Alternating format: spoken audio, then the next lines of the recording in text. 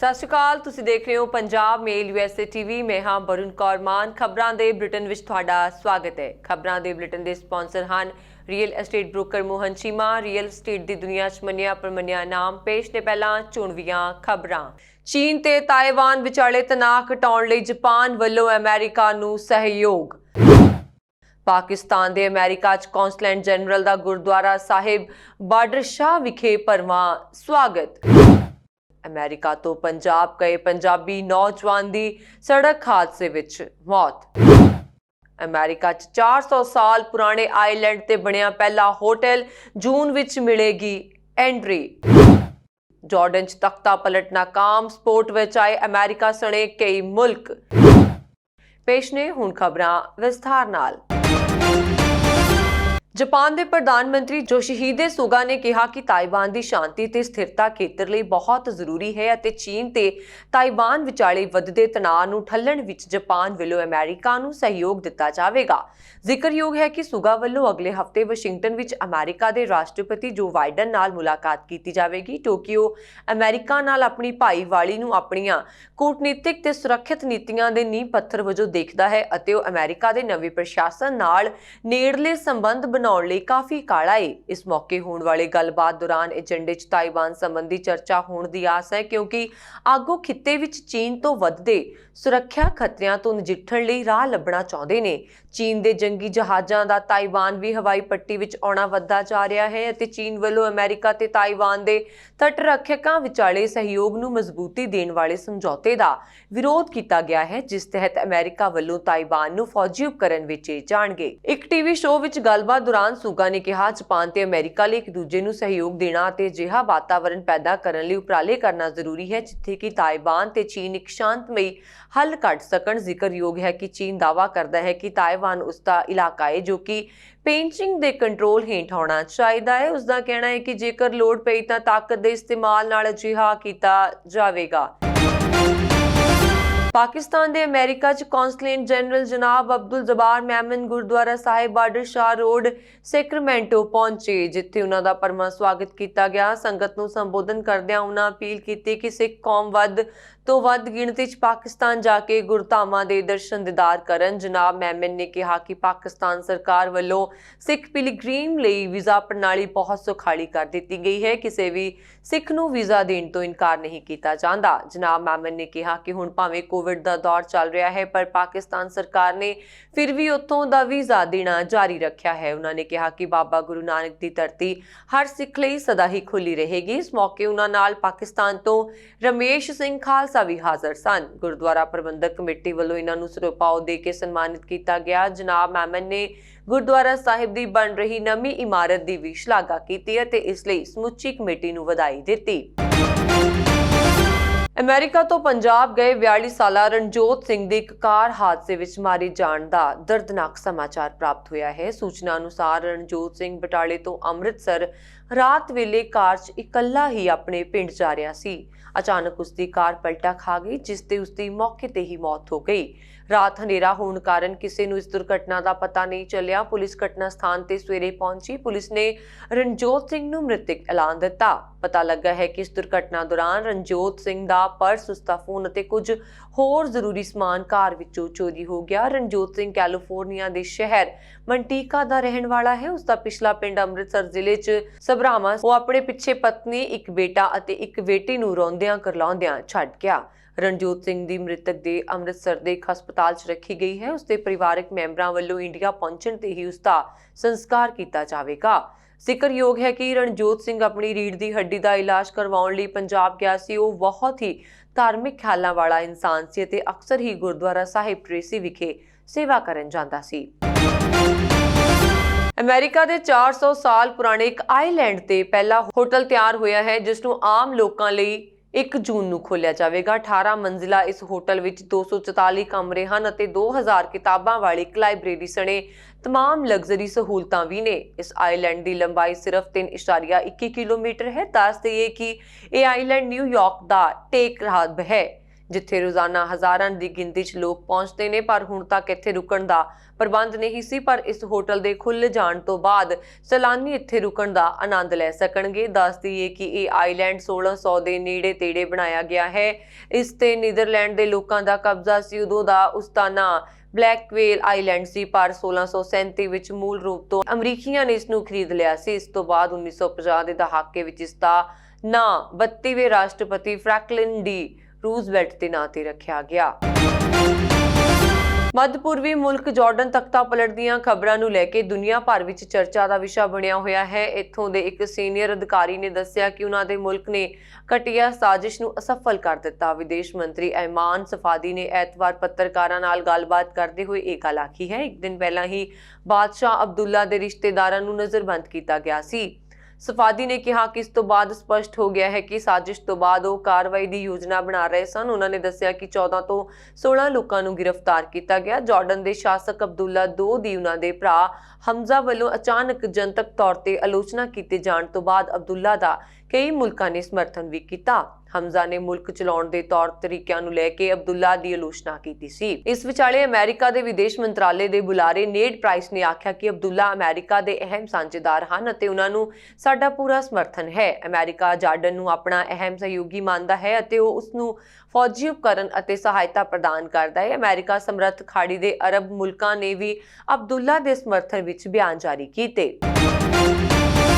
ਪਾਕਿਸਤਾਨ ਦੀ ਇੱਕ ਅੱਤਵਾਦ ਵਿਰੋਧੀ ਅਦਾਲਤ ਵੱਲੋਂ ਮੁੰਬਈ ਹਮਲਿਆਂ ਦੇ ਮੁੱਖ ਸਾਜ਼ਿਸ਼ਕਰਤਾ ਹਾਫਿਜ਼ ਸਾਇਦ ਦੀ ਜਥੇਬੰਦੀ ਜਮਾਤ ਉਦ-ਦਾਵਾ ਦੇ 5 ਆਗੂਆਂ ਨੂੰ ਪਾਬੰਦੀਸ਼ੁਦਾ ਅੱਤਵਾਦੀ ਜਥੇਬੰਦੀ ਲਸ਼ਕਰ-ਏ-ਤੋਇਬਾ ਦੀਆਂ ਅੱਤਵਾਦੀ ਗਤੀਵਿਧੀਆਂ ਲਈ ਪੈਸੇ ਇਕੱਠੇ ਕਰਨ ਦਾ ਦੋਸ਼ੀ ਕਰਾਰ ਦਿੰਦਿਆਂ 9 ਸਾਲ ਕੈਦ ਦੀ ਸਜ਼ਾ ਸੁਣਾਈ ਗਈ ਹੈ। ਦੋਸ਼ੀਆਂ ਵਿੱਚੋਂ 3 ਉਮਰ ਬਹਾਦਰ, ਨਸਰੁੱਲਾ ਤੇ ਸਿਮੀਉੱਲਾ ਨੂੰ ਪਹਿਲੀ ਵਾਰ ਸਜ਼ਾ ਸੁਣਾਈ ਗਈ ਹੈ। ਅੱਤਵਾਦ ਵਿਰੋਧੀ ਅਦਾਲਤ ਵੱਲੋਂ ਇਹ ਸਜ਼ਾ ਕੁਝ ਸਮਾਂ ਪਹਿਲਾਂ ਪੰਜਾਬ ਪੁਲਿਸ ਦੇ ਅੱਤਵਾਦ ਵਿਰੋਧੀ ਵਿਭਾਗ ਵੱਲੋਂ ਅੱਤਵਾਦੀ ਗਤੀਵਿਧੀਆਂ ਲਈ ਧਨ ਇਕੱਤਰ ਕਰਨ ਦੇ ਮਾਮਲੇ ਵਿੱਚ ਦਰਜ ਕੀਤੇ ਗਏ ਕੇਸਾਂ ਦੇ ਸੰਬੰਧ ਵਿੱਚ ਸੁਣਾਈ ਗਈ ਹੈ। ਬਾਕੀ 2 ਦੋਸ਼ੀਆਂ ਜੀਓਡੀ ਦੇ ਬੁਲਾਰੇ ਜਾਇਆ ਮੁਜ਼ਾਹਦ ਤੇ ਸੀਨੀਅਰ ਆਗੂ ਪ੍ਰੋਫੈਸਰ ਜ਼ਫਰ ਇਕਬਾਲ ਨੂੰ ਪਹਿਲਾਂ ਵੀ ਅੱਤਵਾਦੀ ਗਤੀਵਿਧੀਆਂ ਲਈ ਧਨ ਇਕੱਤਰ ਕਰਨ ਦੇ ਦੋਸ਼ ਹੇਠ ਸਜ਼ਾ ਸੁਣਾਈ ਗਈ ਸੀ। ਅੱਤਵਾਦ ਵਿਰੋਧੀ ਅਦਾਲਤ ਦੇ ਜੱਜ एजाज अहमद बुट्टर ने बीते दिनी 5 दोषियों ਨੂੰ 9 साल की सजा सुनाई।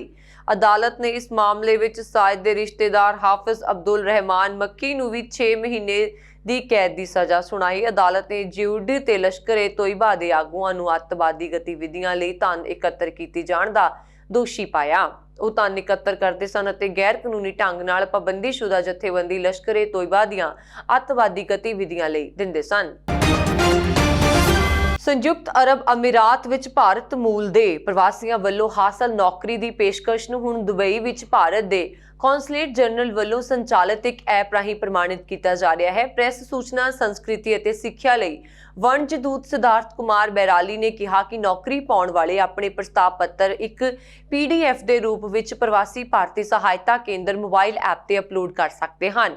ਉਹਨਾਂ ਅੱਗੇ ਆਖਿਆ ਕਿ ਕੌਂਸਲੇਟ ਜਨਰਲ ਦਸਤਾਵੇਜ਼ਾਂ ਦੀ ਪ੍ਰਮਾਣਿਕਤਾ ਦੀ ਜਾਂਚ ਕਰੇਗਾ ਅਤੇ ਨੌਕਰੀ ਪਾਉਣ ਵਾਲਿਆਂ ਨੂੰ ਜਾਣਕਾਰੀ ਦੇਵੇਗਾ। ਇਸ ਸੇਵਾ ਨਾਲ ਨੌਕਰੀ ਵਿੱਚ ਹੋਣ ਵਾਲੀ ਧੋਖਾਧੜੀ ਤੇ ਪਾਬੰਦੀ ਲੱਗੇਗੀ। ਅਸੀਂ ਭਾਰਤੀ ਨਾਗਰਿਕਾਂ ਨੂੰ ਇਸ ਸੇਵਾ ਦੀ ਵੱਧ ਤੋਂ ਵੱਧ ਵਰਤੋਂ ਕਰਨ ਦਾ ਜ਼ਿਕਰ ਕਰਦੇ ਹਾਂ। ਭਾਰਤ ਦੇ ਵਿਦੇਸ਼ ਰਾਜ ਮੰਤਰੀ ਵੀ ਮੁਰਲੀਧਰਨ ਵੱਲੋਂ 21 ਜਨਵਰੀ ਨੂੰ ਲਾਂਚ ਕੀਤੀ ਗਈ PBSK ਐਪ ਨੂੰ ਬਾਰੇਲੀ ਮੁਤਾਬਕ ਲਾਂਚ ਤੋਂ ਬਾਅਦ ਹੀ ਵੱਡੀ ਗਿਣਤੀ ਵਿੱਚ ਡਾਊਨਲੋਡ ਕੀਤਾ ਗਿਆ ਹੈ। ਉਹਨਾਂ ਸਮਝਾਇਆ ਕਿ ਸਾਨੂੰ ਆਪਣੇ ਸਭ ਪਲੇਟਫਾਰਮਾਂ ਤੇ ਕਈ ਸਵਾਲ ਮਿਲਦੇ ਹਨ। ਮੌਜੂਦਾ ਵੇਲੇ ਵਿੱਚ ਜ਼ਿਆਦਾਤਰ ਲੇਬਰ ਸੰਬੰਧੀ ਮੁੱਦਿਆਂ ਦੀ ਪੁੱਛਗਿੱਛ, ਕੁਝ ਕਾਨੂੰਨੀ ਸਲਾਹ ਲਈ ਅਤੇ ਹੋਰ ਨੌਕਰੀ ਨਾਲ ਸੰਬੰਧਿਤ ਹਨ।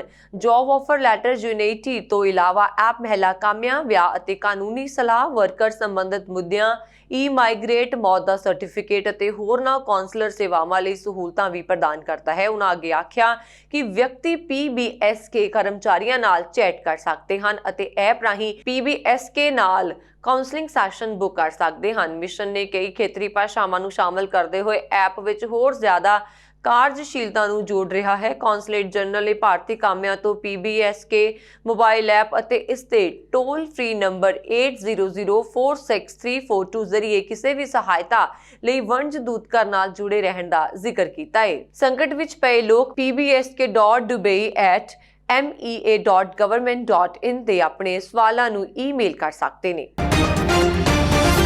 ਛੱਤੀਸਗੜ੍ਹ ਦੇ ਨਕਸਲ ਪ੍ਰਭਾਵਿਤ ਬੀਜਾਪੁਰ ਦੇ ਸੁਕਮਾ ਜ਼ਿਲ੍ਹੇ ਦੀ ਹੱਦ ਤੇ ਹੋਏ ਮੁਕਾਬਲੇ 'ਚ ਸੁਰੱਖਿਆ ਬਲਾਂ ਦੇ 22 ਜਵਾਨ ਸ਼ਹੀਦ ਹੋਏ ਹਨ। ਸੁਰੱਖਿਆ ਬਲਾਂ ਨੇ ਲਾਪਤਾ 17 ਜਵਾਨਾਂ ਦੀਆਂ ਲਾਸ਼ਾਂ ਬਰਾਮਦ ਕਰ ਲਈਆਂ ਨੇ। ਸੂਬੇ ਦੇ ਸੀਨੀਅਰ ਪੁਲਿਸ ਅਧਿਕਾਰੀ ਨੇ ਦੱਸਿਆ ਕਿ ਸੁਰੱਖਿਆ ਬਲਾਂ ਨੇ ਅੱਜ ਘਟਨਾ ਵਾਲੀ ਥਾਂ ਤੋਂ ਲਾਪਤਾ 17 ਜਵਾਨਾਂ ਦੀਆਂ ਲਾਸ਼ਾਂ ਬਰਾਮਦ ਕੀਤੀਆਂ। ਉਹਨਾਂ ਦੱਸਿਆ ਕਿ ਬੀਤੇ ਦਿਨ ਸੁਕਮਾ ਜ਼ਿਲ੍ਹੇ ਦੇ ਜ਼ਗਰਗੁੰਡਾ ਥਾਣੇ ਅਧੀਨ ਪੈਂਦੇ ਜ਼ੋਨਾਗੁੜਾ ਪਿੰਡ ਨੇੜੇ ਸੁਰੱਖਿਆ ਬਲਾਂ ਅਤੇ ਨਕਸਲੀਆਂ ਵਿਚਾਲੇ ਹੋਏ ਮੁਕਾਬਲੇ 'ਚ 5 ਜਵਾਨਾਂ ਦੇ ਸ਼ਹੀਦ ਹੋਣ ਤੇ 30 ਹੋਰ ਦੇ ਜ਼ਖਮੀ ਹੋਣ ਦੀ ਜਾਣਕਾਰੀ ਮਿਲੀ ਸੀ। ਅਧਿਕਾਰੀਆਂ ਨੇ ਦੱਸਿਆ ਕਿ ਸ਼ਹੀਦ ਜਵਾਨਾਂ 'ਚੋਂ 2 ਦੀਆਂ ਲਾਸ਼ਾਂ ਸੁਰੱਖਿਆ ਬਲਾਂ ਨੇ ਬਰਾਮਦ ਕਰ ਲਈਆਂ ਸਨ ਅਤੇ 3 ਹੋਰ ਜਵਾਨਾਂ ਦੀਆਂ ਲਾਸ਼ਾਂ ਕੈਂਪ 'ਚ ਨਹੀਂ ਲਿਆਂਦੀਆਂ ਜਾ ਸਕੀਆਂ ਸਨ। ਉੱਥੇ ਹੀ ਇਸ ਘਟਨਾ ਦੌਰਾਨ 18 ਹੋਰ ਜਵਾਨਾਂ ਦੇ ਲਾਪਤਾ ਹੋਣ ਦੀ ਜਾਣਕਾਰੀ ਮਿਲੀ ਸੀ। ਸੁਰੱਖਿਆ ਬਲਾਂ ਦੇ ਕੁਝ ਹਥਿਆਰ ਵੀ ਗੁੰਮ ਹੋ ਜਾਣ ਦੀ ਖਬਰ ਮਿਲੀ ਸੀ। ਉਹਨਾਂ ਨੇ ਦੱਸਿਆ ਕਿ ਸ਼ਹੀਦ ਜਵਾਨਾਂ 'ਚ CRPF ਕੋਬਰਾ ਜ਼ਿਲ੍ਹਾ ਰਿਜ਼ਰਵ ਗਾਰਡ ਦੇ ਜਵਾਨ ਸ਼ਾਮਲ ਹਨ। ਉਹਨਾਂ ਨੇ ਦੱਸਿਆ ਕਿ ਲਾਪਤਾ ਜਵਾਨਾਂ ਦੀ ਭਾਲ 'ਚ ਸੁਰੱਖਿਆ ਬਲ ਰਵਾਨਾ ਕੀਤੇ ਗਏ ਸਨ। ਸੁਰੱਖਿਆ ਬਲਾਂ ਨੇ ਬੀਤੇ ਦਿਨ ਸ਼ਹੀਦ ਹੋਏ 3 ਜਵਾਨਾਂ ਅਤੇ 17 ਹੋਰ ਜਵਾਨਾਂ ਦੀਆਂ ਲਾਸ਼ਾਂ ਬਰਾਮਦ ਕਰ ਲਈਆਂ। ਉਹਨਾਂ ਨੇ ਦੱਸਿਆ ਕਿ ਇੱਕ ਜਵਾਨ ਦੀ ਭਾਲ ਕੀਤੀ ਜਾ ਰਹੀ ਹੈ। ਹੁਣ ਤੱਕ ਇਸ ਘਟਨਾ ਵਿੱਚ 22 ਜਵਾਨ ਸ਼ਹੀਦ ਹੋਏ ਹਨ। ਫੇਸਬੁੱਕ ਨੇ ਇਸ ਗੱਲ ਦੀ ਪੁਸ਼ਟੀ ਕੀਤੀ ਹੈ ਕਿ ਅਮਰੀਕਾ ਵਿੱਚ ਕੈਪੀਟਲ ਹਿੱਲ ਤੇ ਹਮਲਾ ਕਰਨ ਵਾਲੇ 25 ਸਾਲਾ ਸ਼ੱਕੀ ਨੂਹਾ ਗ੍ਰੀਨ ਦੇ ਸੋਸ਼ਲ ਮੀਡੀਆ ਅਕਾਊਂਟਸ ਨੂੰ ਹਟਾ ਦਿੱਤਾ ਗਿਆ ਹੈ। ਫੇਸਬੁੱਕ ਦਾ ਕਹਿਣਾ ਹੈ ਕਿ ਇਹ ਉਸ ਦੀ ਨੀਤੀ ਹੈ ਕਿ ਖਤਰਨਾਕ ਵਿਅਕਤੀਆਂ ਅਤੇ ਸੰਗਠਨ ਦੇ ਫੇਸਬੁੱਕ ਅਤੇ ਇੰਸਟਾਗ੍ਰਾਮ ਅਕਾਊਂਟ ਨੂੰ ਡਿਲੀਟ ਕਰ ਦਿੱਤਾ ਜਾਂਦਾ ਹੈ। ਹਮਲੇ ਤੋਂ ਪਹਿਲਾਂ ਗ੍ਰੀਨ ਨੇ ਫੇਸਬੁੱਕ ਤੇ ਕੁਝ ਪੋਸਟ ਪਾਈ ਸੀ। ਫੇਸਬੁੱਕ ਅਕਸਰ ਹਾਈ ਪ੍ਰੋਫਾਈਲ ਹੱਤਿਆਵਾਂ ਜਾਂ ਅੱਤਵਾਦੀ ਘਟਨਾਵਾਂ ਵਿੱਚ ਸ਼ਾਮਲ ਸ਼ੱਕੀਆਂ ਦੇ ਖਾਤਿਆਂ ਨੂੰ ਹਟਾ ਦਿੱਤਾ ਗਿਆ ਹੈ। ਅਕਾਊਂਟ ਦੇ ਡਿਲੀਟ ਹੋਣ ਤੋਂ ਪਹਿਲਾਂ ਗ੍ਰੀਨ ਨੇ ਫੇਸਬੁੱਕ ਪੇਜ ਤੇ ਕਈ ਪੋਸਟ ਵੀ ਕੀਤੇ ਸੀ। ਉਸਨੇ ਇਸਲਾਮ ਦੇ ਨੇਤਾ ਲੂਈ ਪ੍ਰਕਾਸ਼ਨ ਦੀ ਪ੍ਰਸ਼ੰਸਾ ਤੇ ਕਈ ਪੋਸਟ ਕੀਤੇ। ਘਟਨਾ ਕਰੀਬ ਦੁਪਹਿਰ 1 ਵਜੇ ਦੀ ਹੈ। ਗ੍ਰੀਨ ਨੇ ਕੈਪੀਟਲ ਪੁਲਿਸ ਅਧਿਕਾਰੀ ਵਿਲੀ ਇਵਾਂਸ ਨੂੰ ਕਥਿਤ ਤੌਰ ਤੇ ਮਾਰ ਦਿੱਤਾ। ਹਾਲਾਂਕਿ ਬਾਅਦ ਵਿੱਚ ਗ੍ਰੀਨ ਪੁਲਿਸ ਦੀ ਗੋਲੀ ਨਾਲ ਮਾਰਿਆ ਗਿਆ। ਪੁਲਿਸ ਨੇ ਇਸ ਨੂੰ ਅੱਤਵਾਦੀ ਘਟਨਾ ਹੋਣ ਤੋਂ ਇਨਕਾਰ ਕਰ ਦਿੱਤਾ। ਅਮਰੀਕਾ ਵਿੱਚ ਕੈਪੀਟਲ ਹਿੱਲ ਇੱਕ ਵਾਰ ਮੁੜ ਦਹਿਸ਼ਤ ਵਿੱਚ ਆ ਗਈ। ਇੱਥੇ 25 ਸਾਲਾ ਨੂਹਾ ਨਾਂ ਦੇ ਸਿਰਫਿਰੇ ਕਾਰ ਚਾਲਕ ਨੇ ਪਹਿਲਾਂ ਤਾਂ ਸੁਰੱਖਿਆ ਬੈਰੀਅਰ ਵਿੱਚ ਟੱਕਰ ਮਾਰੀ ਅਤੇ ਫਿਰ ਪੁਲਿਸ ਕਰਮੀਆਂ ਤੇ ਕਾਰ ਚੜਾ ਦਿੱਤੀ। ਇਸ ਤੋਂ ਬਾਅਦ ਉਹ ਕਾਰ ਤੋਂ ਬਾਹਰ ਨਿਕਲਿਆ ਤੇ ਜ਼ੋਰ-ਜ਼ੋਰ ਨਾਲ ਹੱਸਣ ਲੱਗਾ। ਉਹ ਹੱਥ ਵਿੱਚ ਚਾਕੂ ਲੈ ਕੇ ਦੂਜੇ ਅਧਿਕਾਰੀਆਂ ਨੂੰ ਮਾਰਨ ਲਈ ਅੱਗੇ ਵਧਿਆ, ਲੇਕਿਨ ਤਦ ਤੱਕ ਉਸ ਨੂੰ ਗੋਲੀ ਮਾਰ ਦਿੱਤੀ ਗਈ। ਪੂਰਬੀ ਇੰਡੋਨੇਸ਼ੀਆ ਵਿੱਚ ਤੇਜ਼ ਮੀਂਹ ਨਾਲ ਸੰਬੰਧਿਤ ਹਾਦਸਿਆਂ ਵਿੱਚ ਘੱਟ ਤੋਂ ਘੱਟ 55 ਲੋਕਾਂ ਦੀ ਮੌਤ ਹੋ ਗਈ ਅਤੇ ਹਜ਼ਾਰਾਂ ਲੋਕ ਬੇਘਰ ਹੋ ਗਏ। ਦੇਸ਼ ਦੀ ਆਫਤ ਰਾਹਤ ਏਜੰਸੀ ਨੇ ਦੱਸਿਆ ਕਿ ਮੀਂਹ ਕਾਰਨ 40 ਤੋਂ ਜ਼ਿਆਦਾ ਲੋਕ ਲਾਪਤਾ ਹਨ। ਸਥਾਨਕ ਆਫਤ ਏਜੰਸੀ ਦੇ ਮੁਖੀ ਲੇਨੀ ਚਲਾ ਨੇ ਦੱਸਿਆ ਕਿ ਈਸਟ ਨੂਸਾ ਟਿੰਗਾਰਾ ਸੂਬੇ ਦੇ ਇੰਡਨਾਰਾ ਟਾਪੂ ਵਿੱਚ ਅੱਧੀ ਰਾਤ ਦੇ ਬਾਅਦ ਲਾਮੇਨੇਲ ਪਿੰਡ ਹਜ਼ਾਰਾਂ ਘਰਾਂ ਤੇ ਆਸ-ਪਾਸ ਦੀਆਂ ਪਹਾੜੀਆਂ ਵਿੱਚ ਚਿੱਕੜ ਡਿੱਗਿਆ, ਜਿਸ ਕਾਰਨ ਮਾਰੇ ਗਏ 38 ਲੋਕਾਂ ਦੀਆਂ ਲਾਸ਼ਾਂ ਨੂੰ ਬਚਾਅ ਕਰਮਚਾਰੀਆਂ ਨੇ ਬਰਾਮਦ ਕਰ ਲਿਆ ਤੇ ਘੱਟੋ-ਘੱਟ 5 ਲੋਕ ਜ਼ਖਮੀ ਹਨ। ਰਾਸ਼ਟਰੀ ਆਫਤ ਨਿਊਨੀਕਰਨ ਏਜੰਸੀ ਨੇ ਦੱਸਿਆ ਕਿ ਹੜ੍ਹ ਕਾਰਨ ਘੱਟੋ-ਘੱਟ 17 ਹੋਰ ਲੋਕਾਂ ਦੀ ਮੌਤ ਹੋ ਗਈ ਹੈ ਅਤੇ ਘੱਟ ਤੋਂ ਘੱਟ 42 ਲੋਕ ਲਾਪਤਾ ਨੇ। ਸੰਯੁਕਤ ਕਿਸਾਨ ਮੋਰਚੇ ਨੇ ਐਤਵਾਰ ਨੂੰ ਐਲਾਨ ਕੀਤਾ ਸੀ ਕਿ ਅੱਜ ਯਾਨੀ ਕਿ 5 ਅਪ੍ਰੈਲ ਨੂੰ ਦੇਸ਼ ਭਰ ਦੇ ਫੂਡ ਕਾਰਪੋਰੇਸ਼ਨ ਆਫ ਇੰਡੀਆ ਦੇ ਦਫ਼ਤਰਾਂ ਦੇ ਬਾਹਰ ਕਿਸਾਨ ਵਿਰੋਧ ਪ੍ਰਦਰਸ਼ਨ ਕਰਨਗੇ। ਸੰਯੁਕਤ ਕਿਸਾਨ ਮੋਰਚੇ ਨੇ ਇਸ ਵਿਰੋਧ ਪ੍ਰਦਰਸ਼ਨ ਨੂੰ FCI ਬਚਾਓ ਦਿਵਸ ਦਾ ਨਾਮ ਦਿੱਤਾ। ਸੰਯੁਕਤ ਕਿਸਾਨ ਮੋਰਚੇ ਨੇ ਕਿਹਾ ਕਿ 5 ਅਪ੍ਰੈਲ ਨੂੰ ਕਿਸਾਨ ਘੇਰਾਬੰਦੀ ਕਰਕੇ ਦੇਸ਼ ਭਰ ਦੇ FCI ਦਫ਼ਤਰਾਂ ਅੱਗੇ ਰੋਸ ਪ੍ਰਦਰਸ਼ਨ ਕਰਨਗੇ ਔਰ ਅਜਿਹਾ ਹੀ ਹੋਇਆ। ਇਸ ਦਿਨ ਨੂੰ FCI ਬਚਾਓ ਦਿਵਸ ਵਜੋਂ ਮਨਾਇਆ ਗਿਆ। ਇਸ ਸਮੇਂ ਦੌਰਾਨ ਖਪਤਕਾਰ ਮਾਮਲੇ ਦੇ ਮੰਤਰੀ ਨੂੰ ਇੱਕ ਮੰਗ ਪੱਤਰ ਵੀ ਦਿੱਤਾ ਗਿਆ। ਦੱਸ ਦਈਏ ਕਿ 11 ਮਾਰਚ ਨੂੰ FCI ਨੇ ਕੇਂਦਰ ਸਰਕਾਰ ਨੂੰ ਇੱਕ ਪ੍ਰਸਤਾਵ ਭੇਜਿਆ ਸੀ, ਜਿਸ ਵਿੱਚ ਕਣਕ ਅਤੇ ਝੋਨੇ ਦੀ ਖਰੀਦ ਲਈ ਸਖਤ ਗੁਣਵੱਤਾ ਨਿਯੰਤਰਣ ਦੀ ਸਿਫਾਰਿਸ਼ ਕੀਤੀ ਗਈ ਸੀ। ਕਣਕ ਲਈ ਨਮੀ ਦੇ ਪੱਧਰ ਵਿੱਚ 14% ਤੋਂ 12% ਕਮੀ ਦੀ ਤਜਵੀਜ਼ ਹੈ। ਇਸ ਤੋਂ ਇਲਾਵਾ ਹੋਰ ਵੀ ਬਹੁਤ ਸਾਰੇ ਪ੍ਰਸਤਾਵ ਸਰਕਾਰ ਨੂੰ ਭੇਜੇ ਗਏ ਸਨ। ਇਸ ਮੁੱਦੇ ਤੇ ਕਾਂਗਰਸ ਦੇ ਸੰਸਦ ਮੈਂਬਰ ਪ੍ਰਤਾਪ ਸਿੰਘ ਬਾਜਵਾ ਨੇ ਬਜਟ ਸੈਸ਼ਨ ਦੌਰਾਨ ਸੰਸਦ ਵਿੱਚ ਇਹਨਾਂ ਨਵੀਆਂ ਸਿਫਾਰਸ਼ਾਂ ਦਾ ਸਖਤ ਵਿਰੋਧ ਕੀਤਾ ਸੀ। ਮਹੱਤਵਪੂਰਨ ਗੱਲ ਇਹ ਹੈ ਕਿ ਕਿਸਾਨ ਸੰਗਠਨ ਪਹਿਲਾਂ ਹੀ ਤਿੰਨੋਂ ਖੇਤੀ ਕਾਨੂੰਨਾਂ ਦੇ ਵਿਰੋਧ ਵਿੱਚ ਪ੍ਰਦਰਸ਼ਨ ਕਰ ਰਹੇ ਹਨ। ਕਿਸਾਨ ਬੀਤੇ 131 ਦਿਨਾਂ ਤੋਂ ਦਿੱਲੀ ਸਰਹੱਦ ਤੇ ਵਿਰੋਧ ਪ੍ਰਦਰਸ਼ਨ ਕਰ ਰਹੇ ਨੇ। ਅਜਿਹੀ ਸਥਿਤੀ ਵਿੱਚ ਹੁਣ FCI ਦੇ ਬਾਹਰ ਸੰਯੁਕਤ ਕਿਸਾਨ ਮੋਰਚੇ ਨੇ ਇੱਕ ਪ੍ਰਦਰਸ਼ਨ ਦਾ ਐਲਾਨ ਕੀਤਾ ਸੀ। ਦਿੱਲੀ ਬਾਰਡਰ ਤੇ ਪਿਛਲੇ 4 ਮਹੀਨੇ ਤੋਂ ਚੱਲ ਰਹੇ ਕਿਸਾਨੀ ਅੰਦੋਲਨ ਅਤੇ ਕਰੋਨਾ ਮਹਾਮਾਰੀ ਦੇ ਚਲਦੇ ਬੀਤੇ 1 ਸਾਲ ਤੋਂ ਬੰਦ ਪਏ ਕਰਤਾਰਪੁਰ ਕੋਰੀਡੋਰ ਨੂੰ ਖਲਵਾਉਣ ਲਈ ਅੱਜ ਕਰਤਾਰਪੁਰ ਕੋਰੀਡੋਰ ਤੋਂ ਗੁਰਦਾਸਪੁਰ ਦੇ 2 ਨੌਜਵਾਨਾਂ ਵੱਲੋਂ ਦਿੱਲੀ ਵੱਲ ਦੌੜ ਲਗਾ ਕੇ ਦਿੱਲੀ ਵੱਲ ਕੂਚ ਕੀਤਾ। ਗੁਰਦਾਸਪੁਰ ਦੇ ਨੌਜਵਾਨ ਰਣਜੀਤ ਸਿੰਘ ਦੌੜ ਲਗਾ ਕੇ ਅਤੇ ਉਹਨਾਂ ਦੇ ਇੱਕ ਸਾਥੀ ਨੌਜਵਾਨ ਗੁਰਪੇਜ ਸਿੰਘ ਸਾਈਕਲ ਤੇ ਦਿੱਲੀ ਵੱਲ ਅੱਜ ਰਵਾਨਾ ਹੋਏ। ਹੁਸ਼ਿਆਰਪੁਰ ਵਿੱਚ ਮੀਟਿੰਗ ਕਰਨ ਪੁੱਜੇ ਕੇਂਦਰੀ ਰਾਜ ਮੰਤਰੀ ਸੋਮ ਪ੍ਰਕਾਸ਼ ਦਾ ਕਿਸਾਨ ਜਥੇਬੰਦੀਆਂ ਵੱਲੋਂ ਜੰਮ ਕੇ ਵਿਰੋਧ ਕੀਤਾ ਗਿਆ। ਦਰਅਸਲ ਸੋਮ ਪ੍ਰਕਾਸ਼ ਸਥਾਨਕ ਸ਼ਾਸਤਰੀ ਨਗਰ ਵਿੱਚ ਸਥਿਤ ਭਾਜਪਾ ਦੇ ਦਫ਼ਤਰ ਵਿੱਚ ਪੁੱਜੇ ਸਨ। ਜਦੋਂ ਇਸ ਦੀ ਸੂਚਨਾ ਕਿਸਾਨ ਆਗੂ ਅਤੇ ਹੋਰਨਾਂ ਜਥੇਬੰਦੀਆਂ ਦੇ ਆਗੂਆਂ ਨੂੰ ਮਿਲੀ ਤਾਂ ਇਸ ਦੀ ਭਿਣਕ ਲੱਗਦੇ ਹੀ ਕਿਸਾਨ ਜਥੇਬੰਦੀਆਂ ਮੌਕੇ ਤੇ ਪਹੁੰਚੀਆਂ ਅਤੇ ਇਸ ਦੌਰਾਨ ਉਹਨਾਂ ਵੱਲੋਂ ਕੇਂਦਰੀ ਰਾਜ ਮੰਤਰੀ ਸੋਮ ਪ੍ਰਕਾਸ਼ ਦਾ ਜ਼ੋਰਦਾਰ ਵਿਰੋਧ ਕਰਨਾ ਸ਼ੁਰੂ ਕਰ ਦਿੱਤਾ ਗਿਆ। ਇਸ ਮੌਕੇ ਕਿਸਾਨਾਂ ਵੱਲੋਂ ਮੁਰਦਾਬਾਦ ਦੇ ਨਾਅਰੇ ਲਗਾਏ ਗਏ ਅਤੇ ਸੋਮ ਪ੍ਰਕਾਸ਼ ਨੂੰ ਕਾਲੀਆਂ ਝੰਡੀਆਂ ਵੀ ਵਿਖਾਈਆਂ ਗਈਆਂ। ਇਸ ਮੌਕੇ ਪੁਲਿਸ ਵੱਲੋਂ ਸੁਰੱਖਿਆ ਦੇ ਲਿਹਾਜ਼ ਨਾਲ ਪਹਿਲਾਂ ਹੀ ਸਖਤ ਪ੍ਰਬੰਧ ਕੀਤੇ ਗਏ ਸਨ ਅਤੇ ਘੰਟਾ ਘਰ ਨਜ਼ਦੀਕ ਹੀ ਸਖਤ ਬੈਰੀਕੇਡਿੰਗ ਕੀਤੀ ਗਈ ਸੀ। ਹਾਲਾਂਕਿ ਕਿਸਾਨਾਂ ਵੱਲੋਂ ਕਈ ਵਾਰ ਪੁਲਿਸ ਨਾਲ ਧੱਕਾ ਮੁੱਕੀ ਕਰਕੇ ਅੱਗੇ ਵਧਣ ਦੀ ਕੋਸ਼ਿਸ਼ ਕੀਤੀ ਗਈ, ਪਰ ਪੁਲਿਸ ਵੱਲੋਂ ਕਿਸਾਨਾਂ ਨੂੰ ਅੱਗੇ ਵਧਣ ਤੋਂ ਰੋਕ ਦਿੱਤਾ ਗਿਆ। ਪਿਛਲੇ ਦਿਨੀ ਮਲੋਟ ਵਿਖੇ ਹੋਈ ਭਾਜਪਾ ਵਿਧਾਇਕ ਅਰੁਣ ਨਾਰੰਗ ਦੀ ਕੁੱਟਮਾਰ ਤੋਂ ਬਾਅਦ ਥਾਣਾ ਸਿਟੀ ਮਲੋਟ ਦੀ ਪੁਲਿਸ ਨੇ 250 ਤੋਂ 300 ਕਿਸਾਨਾਂ ਤੇ ਮਾਮਲਾ ਦਰਜ ਕੀਤਾ ਸੀ ਅਤੇ ਲਗਾਤਾਰ ਪੁਲਿਸ ਵੱਲੋਂ ਕਿਸਾਨਾਂ ਦੇ ਘਰਾਂ ਵਿਖੇ ਛਾਪੇਮਾਰੀ ਕੀਤੀ ਜਾ ਰਹੀ ਹੈ, ਜਿਸ ਦੇ ਚੱਲਦੇ ਪਿਛਲੇ ਦਿਨੀ ਮਲੋਟ ਦੇ ਸ੍ਰੀ ਗੁਰੂ ਨਾਨਕ ਚੌਕ ਵਿਖੇ ਕਿਸਾਨਾਂ ਵੱਲੋਂ ਵੱਡੀ ਗਿਣਤੀ ਵਿੱਚ ਪੁਲਿਸ ਖਿਲਾਫ ਰੋਸ ਪ੍ਰਦਰਸ਼ਨ ਕੀਤਾ ਗਿਆ ਸੀ। ਉਧਰ ਹੁਣ ਜ਼ਿਲ੍ਹਾ ਬਾਰ ਐਸੋਸੀਏਸ਼ਨ ਸ੍ਰੀ ਮੁਕਤਸਰ ਸਾਹਿਬ ਦੇ ਨੌਜਵਾਨ ਵਕੀਲ ਵਰਿੰਦਰ ਸਿੰਘ ਸੰਧੂ ਨੇ ਮਾਮਲੇ ਵਿੱਚ ਸ਼ਾਮਲ ਕਿਸਾਨਾਂ ਦੇ ਫ੍ਰੀ ਕੇਸ ਲੜਨ ਲਈ ਨਵਾਂ ਵੀੜਾ ਚੁੱਕਿਆ ਅਤੇ ਕਿਸਾਨਾਂ ਨੂੰ ਇਹ ਅਪੀਲ ਕੀਤੀ ਹੈ ਕਿ ਕਿਸਾਨ ਵੀਰ ਕਦੋਂ ਕਿਸੇ ਵੀ ਕੇਸ ਵਿੱਚ ਫ੍ਰੀ ਵਿੱਚ ਸਲਾਹ ਲੈ ਸਕਦੇ ਨੇ ਅਤੇ ਨਾਲ ਹੀ ਜੇਕਰ ਕਿਸੇ ਵੀ ਕਿਸਾਨ ਤੇ ਕੋਈ ਕਿਸਾਨੀ ਅੰਦੋਲਨ ਦੇ ਚੱਲਦੇ ਮਾਮਲਾ ਦਰਜ ਹੈ ਤਾਂ ਉਹਨਾਂ ਦੇ ਕੇਸ ਫ੍ਰੀ ਵਿੱਚ ਭੁਗਤੇ ਜਾਣਗੇ। ਇਸ ਸਮੇਂ ਉਹਨਾਂ ਬੋਲਦਿਆਂ ਕਿਹਾ ਕਿ ਕਿਸਾਨ ਭਰਾ ਲਗਾਤਾਰ ਦਿੱਲੀ ਵਿਖੇ ਸਾਡੀ ਹੋਂਦ ਨੂੰ ਬਚਾਉਣ ਲਈ ਸੰਘਰਸ਼ ਕਰ ਰਹੇ ਨੇ। ਸਾਡਾ ਵੀ ਯੋਗਦਾਨ ਬਣਦਾ ਹੈ ਕਿ ਇਹਨਾਂ ਸੰਘਰਸ਼ ਕਰ ਰਹੇ ਕਿਸਾਨਾਂ ਲਈ ਕੁਝ ਨਾ ਕੁਝ ਕੀਤਾ ਜਾਵੇ, ਜਿਸ ਦੇ ਚੱਲਦੇ ਉਹਨਾਂ ਫੈਸਲਾ ਕੀਤਾ ਕਿ ਕਿਸੇ ਵੀ ਕਿਸਾਨ ਨੂੰ ਕੋਈ ਵੀ ਸਮੱਸਿਆ ਆਉਂਦੀ ਹੈ ਤਾਂ 24 ਘੰਟੇ ਉਹਨਾਂ ਦੀ ਸੇਵਾ ਲਈ ਹਾਜ਼ਰ ਹਾਂ। ਕਾਂਗਰਸ ਦੇ ਸਾਬਕਾ ਮੰਤਰੀ ਨਵਜੋਤ ਸਿੱਧੂ ਨੇ ਕਿਸਾਨਾਂ ਨੂੰ ਸਿੱਧੀ ਅਦਾਇਗੀ ਦੇਣ ਨੂੰ ਕੇਂਦਰ ਸਰਕਾਰ ਦੀ ਸਾਜ਼ਿਸ਼ ਕਰਾਰ ਦਿੱਤਾ ਹੈ। ਪਟਿਆਲਾ 'ਚ ਪੱਤਰਕਾਰਾਂ ਨਾਲ ਗੱਲਬਾਤ ਕਰਦੇ ਹੋਏ ਨਵਜੋਤ ਸਿੱਧੂ ਨੇ ਕਿਹਾ ਕਿ ਕੇਂਦਰ ਦਾ ਇੱਕੋ ਇੱਕ ਮਕਸਦ ਹੈ ਜੋ ਸਿਰਫ ਪੰਜਾਬ ਦੀ ਖੇਤੀ, ਕਿਸਾਨ ਤੇ ਰੋਜ਼ਗਾਰ ਨੂੰ ਤਬਾਹ ਕਰਨਾ ਚਾਹੁੰਦੇ ਨੇ।